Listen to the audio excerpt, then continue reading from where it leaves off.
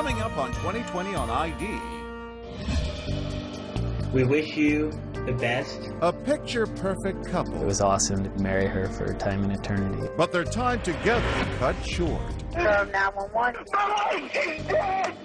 He was calling to tell them that Janet was dead and she had committed suicide. We automatically knew that was not right. What would a second wife learn about the death of the first? That night I stayed up until about 4 o'clock in the morning. The mysterious death of Janet Abaroa. And a big, joyful family.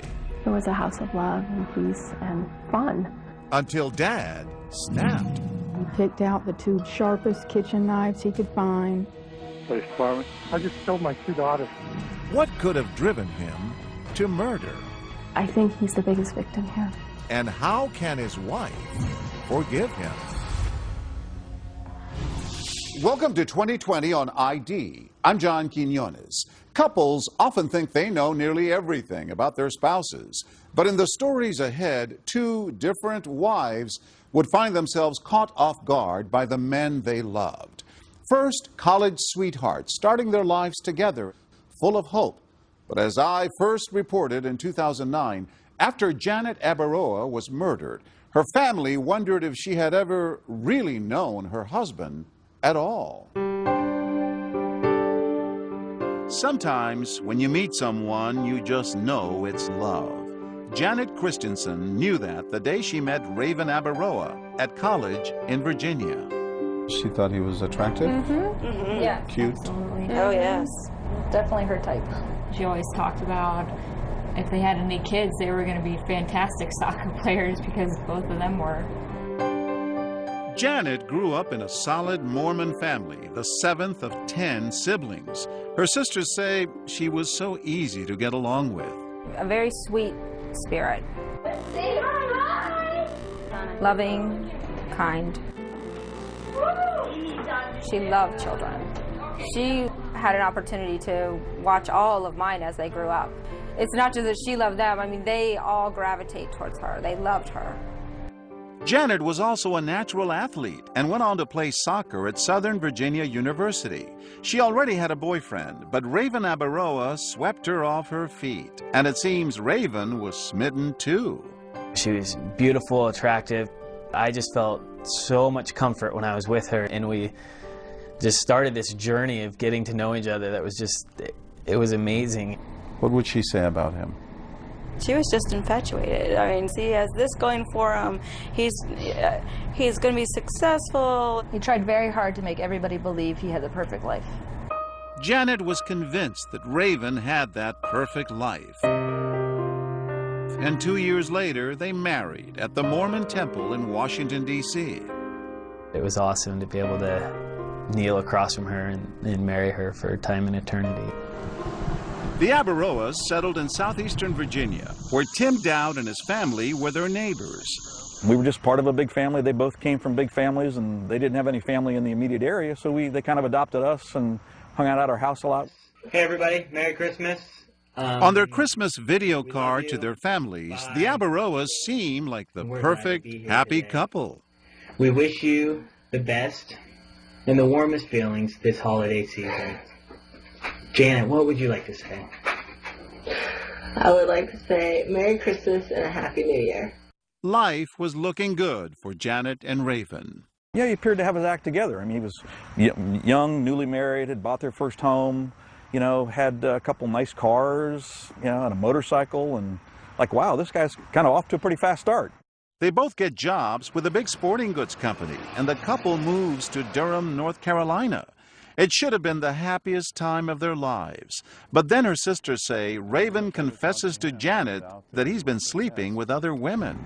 He came to her one day because he wanted to be out of the marriage and explained to her that he had been cheating on her with several different people. And very soon after that, she found out she was pregnant. She didn't know what to do. She didn't want to raise the baby as a single mother. She thought who she was married to was someone completely different. And despite finding out that he was somebody completely different, still being torn whether to stay with him and be with him because she had made that commitment to him and to God. In the spring of 2004, 2.5 years into the marriage, Janet asks the Dowds if she can visit them for a few days. We said, sure, come on up. You could tell she needed somewhere to go. She was crying, very distraught, and she told me she loved Raven and that she didn't want to have this child by herself. She loved him, she wanted him back, but not under the conditions when he left. Tim agrees to talk to Raven. After all, he sees him almost like a son. And I kind of read him the riot act in a major way. You know, what the hell do you think you're doing? You're married, your wife is pregnant, you need to grow up real quick. Oh, he promised, swore up and down that he would no longer cheat on her, that she was the only one for him, he would make it work. On October 17, 2004, Janet gives birth to a son, Caden. Raven appears to be a great dad and is in awe of his son. But then another blow. Raven is caught stealing from his job and is fired. Co-workers say Janet is so embarrassed that she resigns, but she doesn't give up on Raven. He would eventually plead guilty to 5 charges of embezzlement, but he's able to avoid serving time in jail. Raven finds a new job with a computer company, and the marriage seems to be on the mend. It's the evening of April 26, 2005. Janet is doing the laundry, and Raven is working in the house. We looked at Caden sleeping, made sure everything was good with him, and put our arms around each other and you know, said, "I really love you." Then Raven says he goes off to play soccer. He returns home that night at about 10:45, and that's when he says he makes a horrifying discovery. I'd always go in and give Caden a kiss and just feel his warm little body, and that's you know, that's when I found out that something wasn't wrong. From 911, where is your emergency? Ma'am, I can't understand you. My wife is dead. She's been shot or something is blood. She's been shot? Yes. Do you see any bullet holes? Like right in the chest. Stay with us.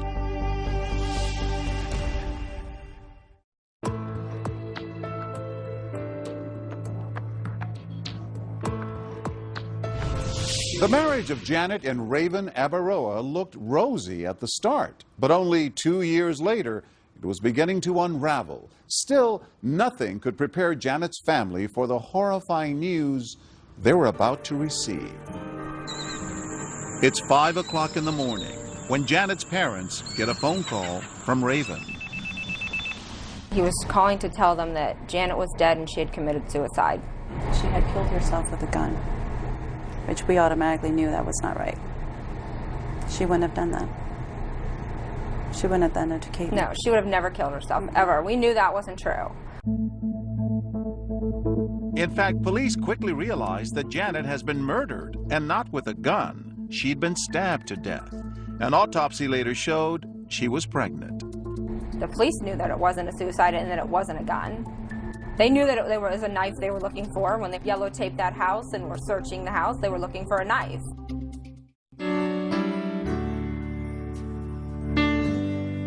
But at Janet's funeral, everyone puts their questions aside to watch this loving tribute played for her family and close friends.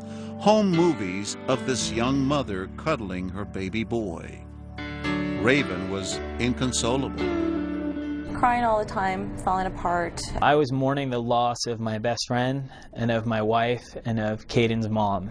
And it was, that in and of itself was so much pain that it was hard to deal with every day.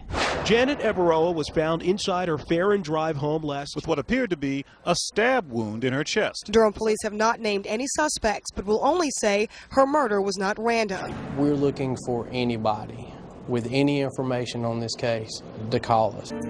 Raven knew that he didn't want to raise his young son on his own. In an interview with the TV show North Carolina Wanted, he talked about what it's like for Caden to be without his mother. And I think it's wonderful that he knows his mom. He knows her name. I try to share the things that his mom does so that he appreciates those too. Pictures of her graduating from college. When, you know, the question comes, well, where is mommy? You know, she's in heaven looking down at you. She's playing soccer in heaven. She's watching you. Just a few weeks after his wife's murder, Raven decides to take his son and move west to Salt Lake City, where he grew up, to live close to his Mormon family. But North Carolina is not the kind of place where unsolved murders sit quietly. Raven provided cooperation at the beginning of the investigation, but there have been subsequent requests for interviews that have gone unanswered. I kept talking to Raven about, you've got to help solve this case. I mean, personally, my thought is if somebody murders my wife or a child or any close family member of mine, I'm banging on the police door saying, what have you done lately? Raven did nothing. Within a week, he left and never came back, with the exception of sneaking into town once to pick up his furniture, and he left. Raven, meanwhile, has turned to a new chapter in his life in the Salt Lake City suburb of Jordan. He starts working at this bicycle shop, but his employer says he again is fired for stealing.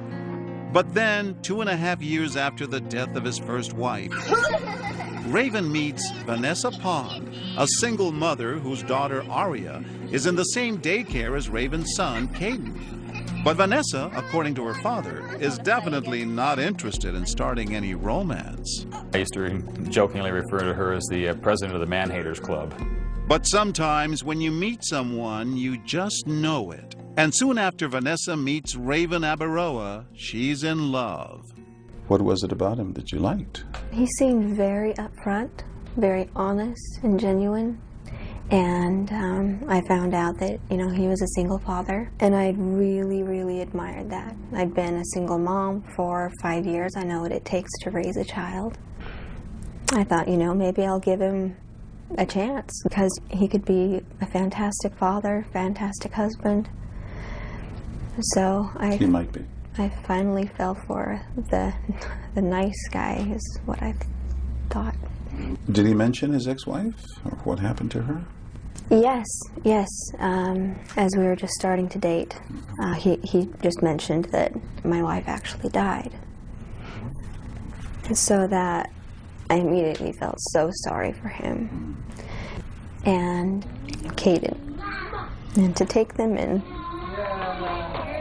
and give them all the love that they're missing out on. Did he say she was murdered? He said that there was an intruder, and that she was killed, and that he'd found her, and he'd left it at that. And so did Vanessa. That is, until she started researching Janet's murder on the internet. Murder of Janet Christiansen Abaroa. That night I stayed up until about 4 o'clock in the morning, reading blogs, watching his interviews, reading all the news stories about it, and going out of my mind. Thinking what?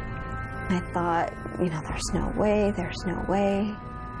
And I remember watching the interview, and I wasn't convinced. That he was innocent? That he was innocent.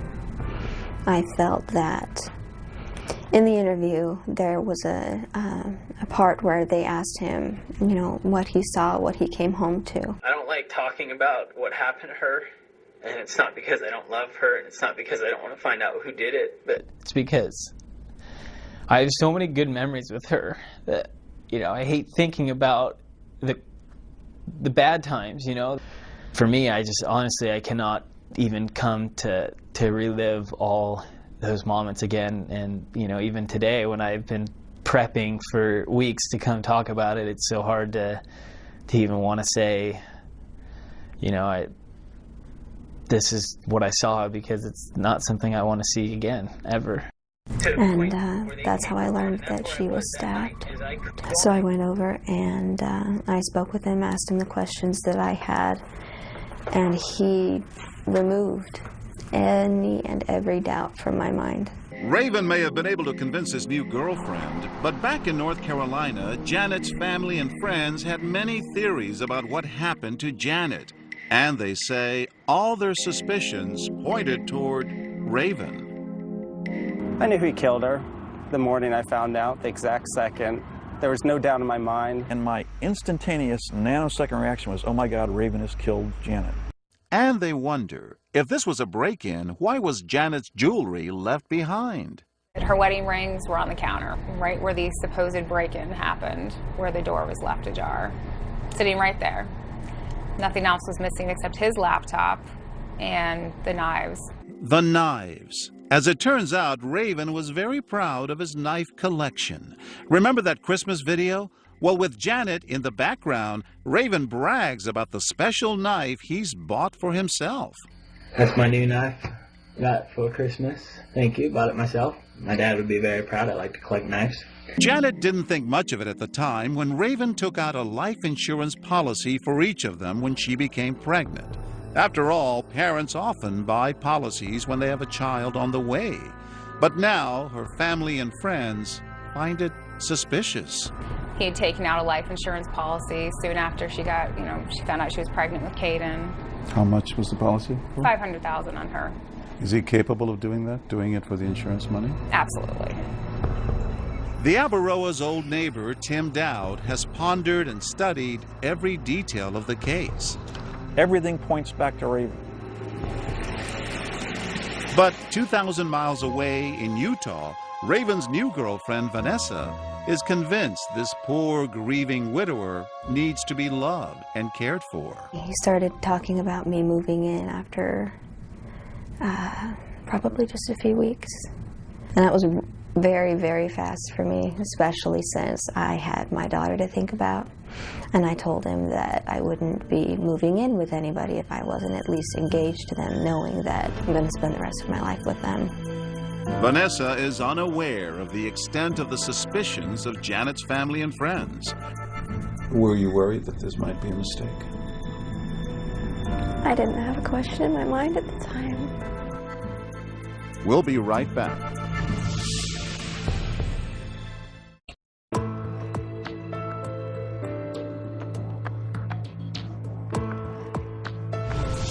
Young mother Janet Abaroa has been stabbed to death, and her siblings suspect Janet's husband, Raven, had something to do with the murder. Meanwhile, Raven has started a new life out west and fallen in love again. Can he bury the past, or will it follow him? Nearly 3 years after the murder of his first wife, Raven Abaroa asks Vanessa Pond to marry him. But Vanessa's father, a former police officer, has a cop's hunch and a father's instinct. The Christian side of me wants to believe that he's innocent until proven guilty. The police officer side of me says there's something wrong with this picture somewhere. So, as concerned parents, they have a candid discussion with the man their daughter has fallen in love with. They asked him if he had had anything to do with his wife's death. His response was, he kind of sidestepped the question, and he didn't say, yes, I did it, or no, I didn't do it. He said, I loved my wife. I loved her so much. Which insinuates that he didn't do it, but he didn't come right out and say that he didn't. And he was in tears, and she went over and put her arm around him to console him and comfort him. She says, no, I know the guy by now, and I'm really convinced that he's not guilty of this. At the end of it, they still had their reservations, but soon after that, Raven asked my dad for my hand in marriage. Vanessa and Raven have a beautiful wedding in her parents' backyard. As they leave for their honeymoon, Vanessa's mom gives her a kiss and Raven a message. Just take good care of my little girl. He promised me he would. But then, on one of the nights of their Las Vegas honeymoon, Vanessa says Raven tells her something she still wonders about to this very day. Then he started talking about Janet and how mad he was after she died. Not how sad, not how heartbroken, just mad. At whom? Just that she was dead.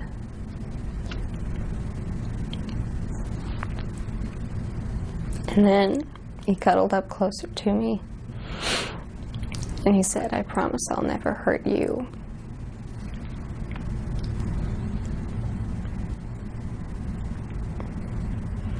I didn't know what to think about that or how to feel about that.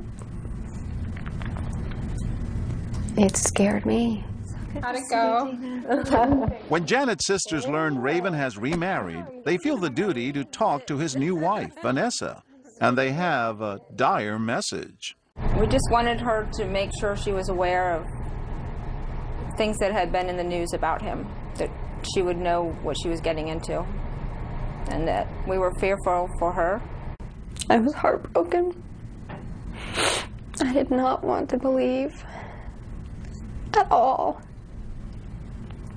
that he had done this. And she says Raven was beginning to act in ways she just couldn't understand. Within moments, he could switch. He could say the most horrible things. I was an effing whore, a lot. An effing B word.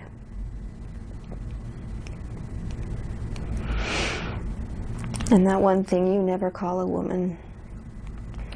That C word.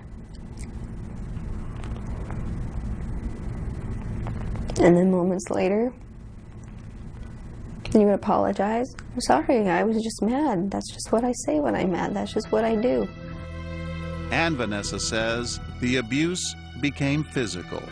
He grabbed me from the door and threw me up against the wall. And then I fell.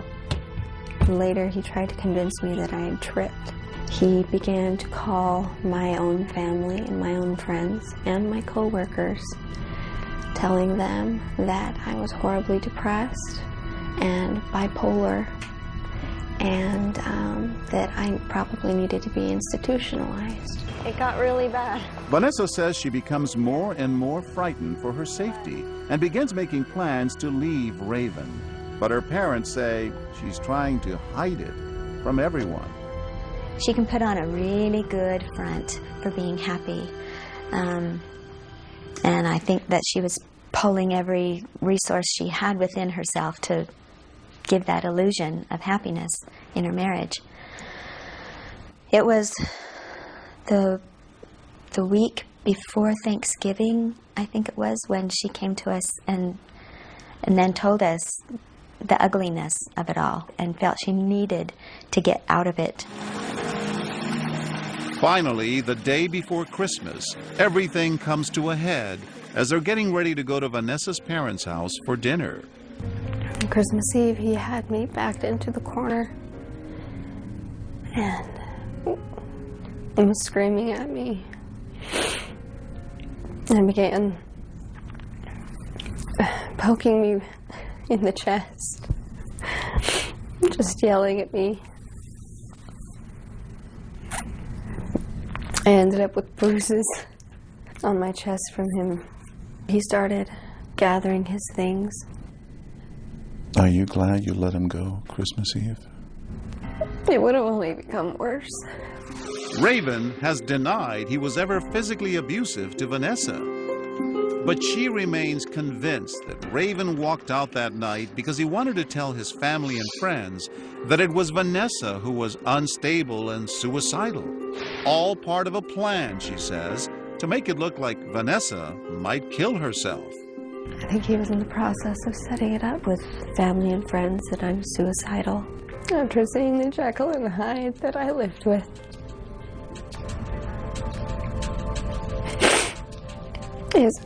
His eyes would just change. It was very scary because you didn't know what to expect.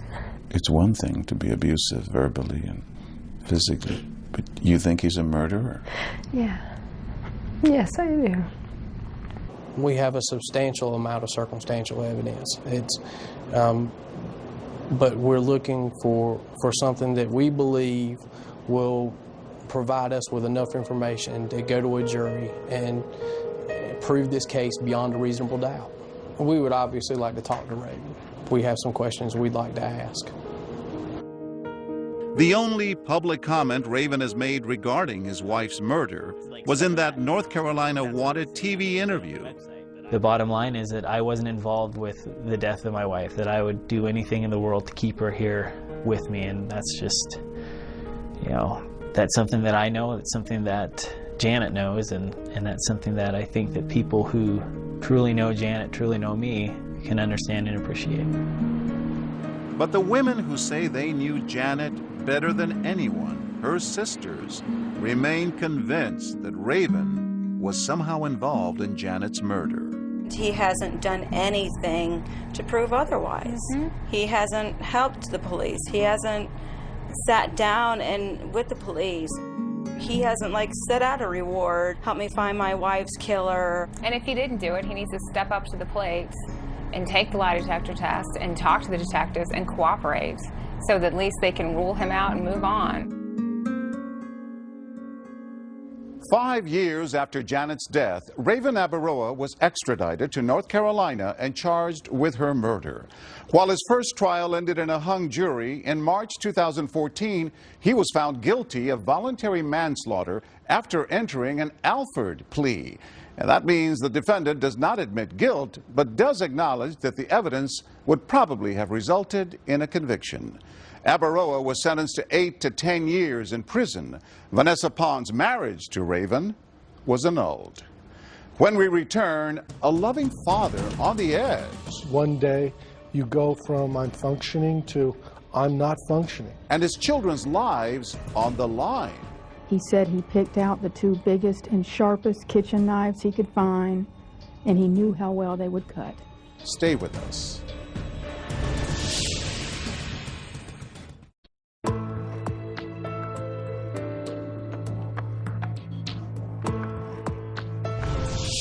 David Crespi loved his children, but even so, a shocking act of violence would change his family forever.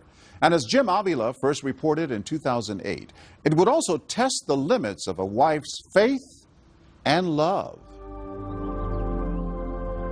It was a grand house on a pleasant suburban street. There's our tree. It's Christmas. And Dad? Hi. How are you? Good. Good morning, Merry Christmas. Good morning, Merry Christmas. Tess, say hi. Hi, we open up presents. Yes, just a minute. Filled with children, laughter, and a pair of adoring parents. Dylan, Josh, where's Jess? It was a house of love. It was a house of love and peace and fun. I had the American dream. I had a beautiful home with great neighbors and friends. I was senior vice president for a Fortune 100 company. The time with my kids, that was just wonderful. Most of all, my wife was just incredible.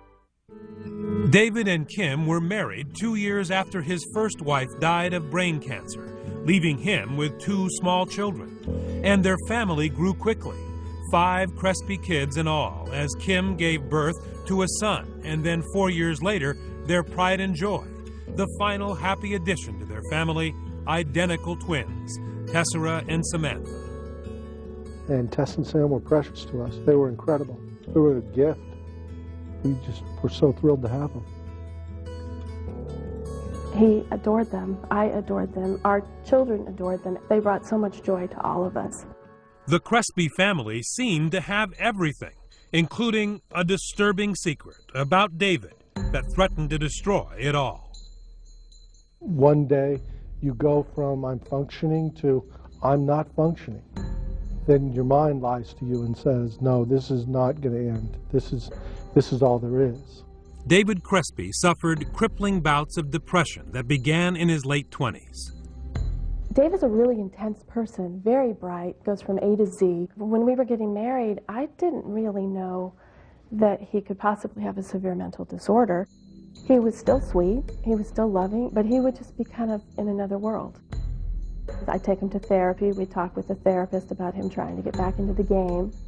Getting back into the game at his high-stakes job was not always so easy.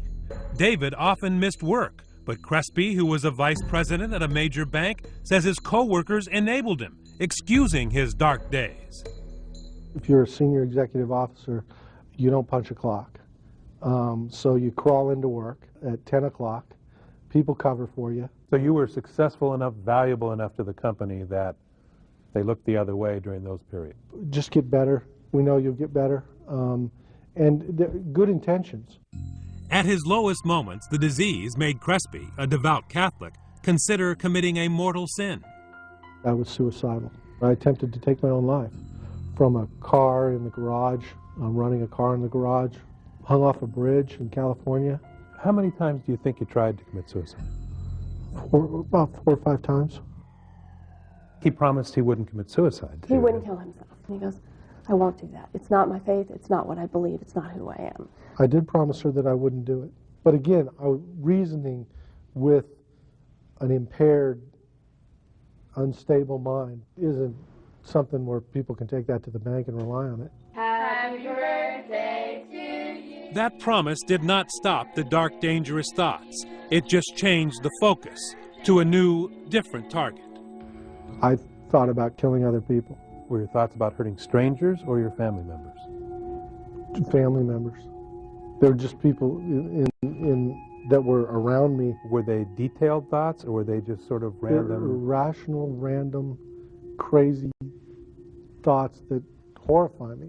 And did you tell your therapist about those? No. Did you tell your wife about those thoughts? No. So you kept those to yourself? Because I didn't think they were real. He's not able to engage with people. He's being very antisocial. He's saying, I'm going to lose my job, we're in financial ruin, and I'm sitting there thinking, I don't think those things are true.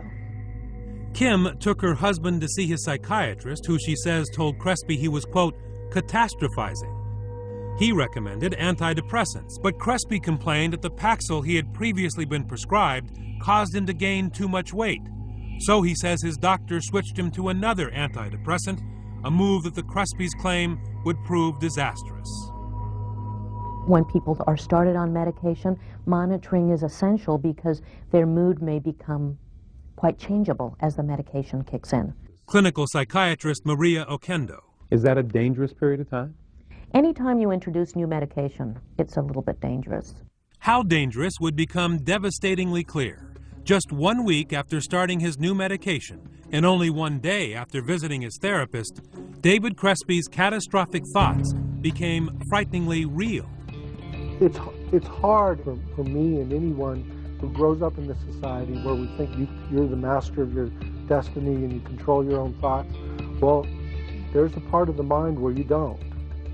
This is not his character. So this is not the Dave Crespi you knew and loved? This isn't the Dave Crespi you know today. This is the Dave Crespi of that moment. Impaired by medication, by a misdiagnosis, by no monitoring, by psychosis, and Tess and Sam were in the wrong place. Stay with me.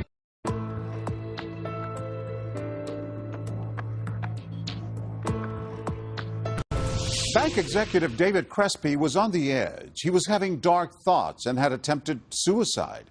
So far, he hadn't harmed himself or others, but that was about to change. With the chilling conclusion of our story, Jim Avila.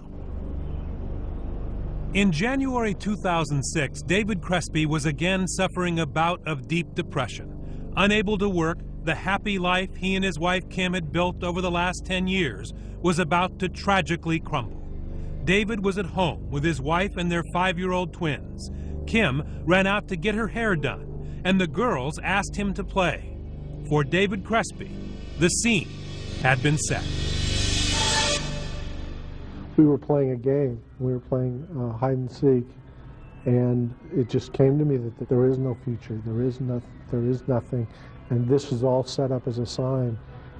Kim left to get her hair done, and that's the way it's all aligned for them to die. While the kids were hiding around the house, immersed in hide and seek, David Crespi took knives from the kitchen cabinet. I stabbed them, but I never saw them.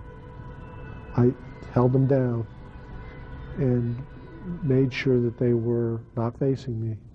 After murdering his daughters, Crespi matter-of-factly changed his clothes and grabbed his car keys in order, he says, to drive off and commit suicide.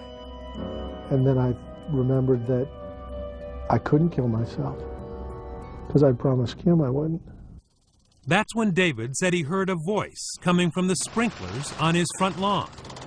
It was saying, you have to call someone. You have to call 911. Police department? Yeah, I just killed my 2 daughters. You just what? I just killed my 2 daughters. He said he picked out the 2 biggest and sharpest kitchen knives he could find, and he knew how well they would cut. Are they breathing or anything now? They're dead. What did you do to them? I stabbed them. You stabbed them? Yeah. How many times did you stab them? I don't know. Sam was found downstairs in the kitchen. She had 18 stab wounds. One of the stab wounds, the knife was still in her chest. Officers ran upstairs and found Tess in the master bathroom, and she had 14 stab wounds. They're dead. How long ago did this happen? 15 minutes. Well, there still might be some time. We still might be able to help them. No, they're bleeding. They're dead. I have seen a lot of horrible things, but there is something about the murder of a child. And to see the murder of 2 children that are identical twins, it's like mirror images of murder. Crespi was arrested, taken to jail, and placed on a suicide watch. Prison psychologists examined him and concluded that he suffered from a serious mental illness, not simple depression, but the much more dangerous bipolar disorder, sometimes known as manic depression. There are situations in which the person can have both symptoms of depression and symptoms of mania at the same time. Those are very, very dangerous because the person often has the energy of mania and the despondency of depression. And that can be a fatal combination. David Crespi, who was charged with stabbing the girls to death. And at first, it was just local news, a tragic story of a father taking the life of his children. It became a national whisper campaign when Kim Crespi did what you could never imagine a mother doing. The battle of mental illness raged, and the most innocent members of our family are lost to this life. She continued their marriage and love affair in weekly visits to prison, blaming everyone but him. Kim Crespi forgave the husband who killed her kids. How are you? See you. You're good. How can I forgive him? It's grace. But it's also a choice. I don't have any regrets. I married my soulmate. I'm still married to my soulmate. And Dave needs me. So there's lots of reasons to get up in the morning and see what God has for us, you know. Are you amazed that she could forgive you? What did she tell you? I can't remember the exact words, but I just remember the love. And I just remember her sorrow for them and her sorrow for me. And I remember just being awestruck by that. Why can't you just turn your back on Dave? Why would I? Because he killed our girls. I think he's the biggest victim here. Sam and Tess are gone, but they're in heaven, and I believe heaven is so glorious that I wouldn't want them back for 1 minute for them. They're fine. We're not. Dave, especially not. Kim Crespi blames the death of her children and David's predicament on psychiatrists and therapists who she says missed a critical diagnosis, finding in his dark moods depression and not the more serious bipolar symptoms. One of the things that makes it difficult to diagnose bipolar disorder is that usually when the person is euphoric, you can imagine that they're not that interested in treatment because they feel good. And they present for treatment usually when they are depressed, when they feel terrible. And it often takes a lot of uncovering to figure out that it's a bipolar disorder. According to a study conducted in 2001, it takes patients an average of 10 years and 4 different psychiatrists to arrive at a bipolar diagnosis. David Crespi says that's what happened in his case. And at what point did you start to think, or did others start to think, that this was more than depression, that this may be manic depression or bipolar? It wasn't until I came to prison. I mean, the best psychiatric care I've got in my life has been in this prison. Crespi believes that success blinds. His big house in the suburbs, the big job in the skyscraper, perfect family, no drug problems, all fooled doctors and therapists who may have overlooked his bipolar symptoms. When you're in a $1,200 Hickey Freeman suit and you tell them what you do for a living, that to some of them could be intimidating. Crespi has traded in forever his three-piece suit for a prison-issued uniform, and the antidepressants have been replaced by the more powerful lithium for his bipolar disorder. Are the dark thoughts gone? Oh yeah, totally. I haven't been depressed since I came to prison because I've been correctly medicated. It's a blessing. People that say that he's fine now and he's fixed, they all thought he was fine then. Nobody saw this coming. The only person that saw it coming is David Crespi. Prosecutor Marcia Goodenow believes that circumstances would have been very different if Crespi had been honest with his psychiatrist from the beginning. He never told them what he wanted to do to his family, but then wants to say that the system has failed him because he wasn't properly diagnosed. He alone could have stopped what he did to his family if he had just told somebody what he was thinking or feeling. Crespi avoided a trial by pleading guilty to 2 counts of first-degree murder. The former bank vice president is living his life sentence without the possibility of parole in an 8x12 prison cell in North Carolina, where he keeps pictures of his slain twin daughters on his wall. I loved him dearly, and I miss him, and my life and the lives of all the people I love will never be the same. Except for Kim's Saturday visits, David Crespi is virtually alone, a man blessed by the forgiveness of his family, but cursed by the ironic clarity his new medicine gives him, allowing him to be forever haunted by those images that line his cell.